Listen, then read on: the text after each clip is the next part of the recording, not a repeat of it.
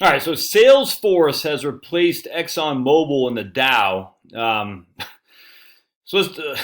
just did a video on Exxon Mobil with its current 8.5% dividend yield. Let's look at Salesforce. This is let's dive into this. All right, I'm astounded. All right, so here's Salesforce CRM.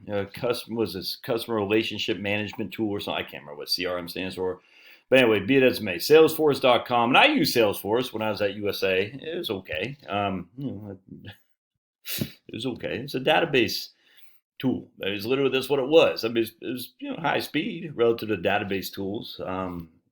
Did it replace the Dow, ExxonMobil? So the first thing is it has a market cap larger than that of ExxonMobil, which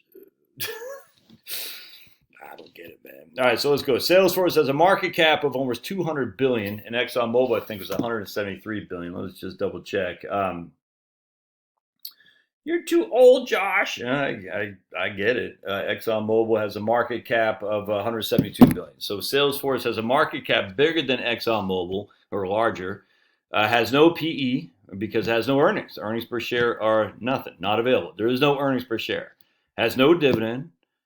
Yeah, so no dividend, no earnings, positive earnings, and a high market cap, higher than ExxonMobil, which has an 8.5% dividend and does make earnings. Okay, then. So let's look at finances here. We're gonna go to financials, and we're gonna see how much debt these guys have. I gotta assume. I've not looked at this. I've got to assume it's through the roof. All right, so total revenue is 17 billion. That's fine. Operating income is 463 million.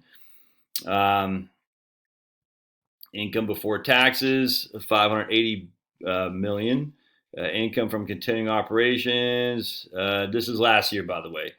Basic earnings per share is 15 cents.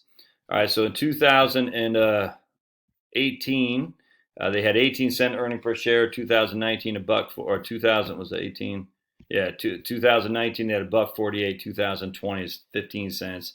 So 26 cents, 18 cents, buck 48, 15 cents, and so far this year nothing. Oops, I always do that with Yahoo with my hold on just a second, financials. I just find that crazy. All right, so they got no income at all. So here you got operating net available to common shareholders is negative. There's no money. They haven't made any money. Last year they made 15 cents a share. The year before they made a buck 48. The year before they made 18 cents, and the year before they made basically a quarter. Earnings before debt, interest, taxes, and amortization, 2.6 billion last year, 2.1 billion the year before, 1.1 billion the year before that, and 750 million the year before that. All right, so they've grown their earnings before DAC, taxes, debt, amortization, the EBITDA as we call it, but that's significantly. But they have not grown their earnings per share. In fact, now they got negative earnings. So that could be attributed to many things. Let's go to the balance sheet, and we got to assume they got heavy debt. Liabilities. They got 21 billion of liabilities. That's not as much as I would have thought. Ooh, but of those liabilities, 14 billion is current assets. Oosh. All right, so that's concerning right there. So now we're gonna have to see of their liabilities, 14, almost 15 billion is current. That's a concern. 3.4 billion accounts payable, and they have no positive earnings. That would be concerning to me if I was one of their vendors. For sure. All right, so let's now go to what their assets are. Let's see how much cash. So remember, they got 15 billion essentially of current liabilities. The current assets. Let's see, cash. They only got 7.8 billion of cash. Ooh, look at all those receivables, man. So they got 6 billion in receivables. Ooh, and how much they're and 3 billion of payables. Oh. All right, well, the receivables double their payables. That's good as long as they can convert those receivables to cash. Man, I tell you, they got. And look at the cash; it jumped from 4 billion to 8 billion. So they basically doubled their cash. It has to be because of current liabilities. Let's see. Yeah, right there. Oh, can you see what's? Look at this, man. Their cash went from 2 to 4 to 8 billion. their cash. Their receivables went from 3 to 5 to 6 billion.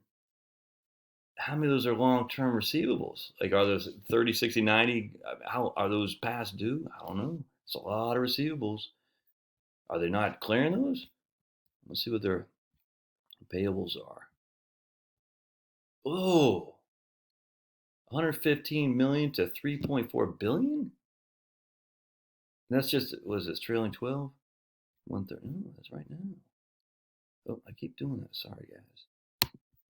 How could anyone look at this and say this is it's just weird to me?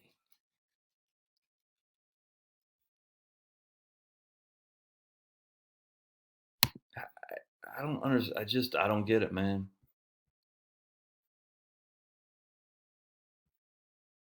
Current liabilities went from doubled. Their accounts payable. I mean, I don't even know what that would be. Deferred revenues. What even is that? I don't know. I don't know what deferred revenues are. Obviously, that's, I would think, that account payable of some sort. And then where did assets go? And then their cash has only increased by, I mean, it's increased, but I mean, it's been increased by basically 400%, but it hasn't increased relative to how much debt they've accumulated. Because they've accumulated they had 2 billion of cash, now they got 8. They had 7 billion of current liabilities before, now they have 14 billion. Yeah, okay, so they've increased their current liabilities by 7 billion and they increased their cash by 4. Okay, I guess there's something to be said there. Their payables have gone from 115 million to 3.4 billion, and the receivables have gone from 3 billion to 6 billion. So that's just odd to me. I don't know. I don't get it, man. So the current ratio, I mean, they got is 0.5. The current ratio is simply how much cash they have to pay off the current debts. Well, they don't have enough.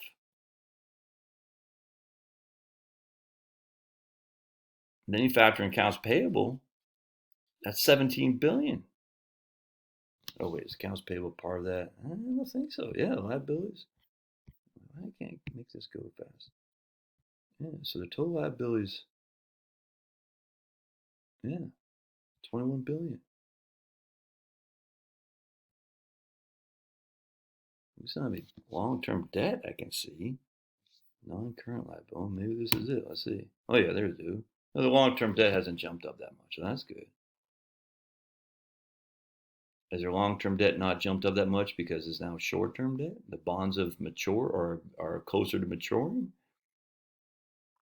I mean, would you loan to these guys? I mean, think about it. Would you loan? I mean, you'd take an equity stake for sure, but you're certainly not going to loan for them to pay you cash. You're going to say, I'll give you $1 billion, but you're going to give me 10% of the company, whatever. I don't understand it. All right. Anyway, if you get, well, actually, we didn't look at cash flow, did we? No, we didn't. Let's take out cash flow.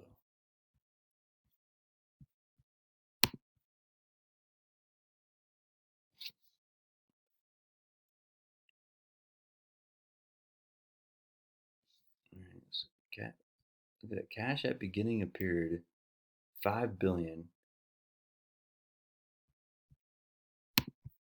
Oops. Cash flow from investments. I say put a lot of money in property. 800 million in property plans. Purchase investments. Sales and maturity of investments right there. So they sold $3 billion of investments in order to finance operating costs, I'm sure. Debt repayment. That I don't get it, man. Net change in cash right there. 1.6 billion. But of that 1.6, I don't, that doesn't make sense to me. And then look at where their headquarters is, for heaven's sakes, man. It's a company right here. They're in San Francisco.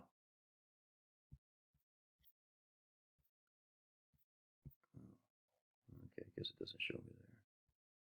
It doesn't show me there. All right, let's look at a summary. let's show her the profile, man. All right, well, it's in San Francisco. I know that. So that's I don't know. All right, I'll let you figure that one out. But I'm at a loss, my friends. Salesforce has a bigger market cap than Exxon. I don't get it. I'd love to hear your comments. We'll see you.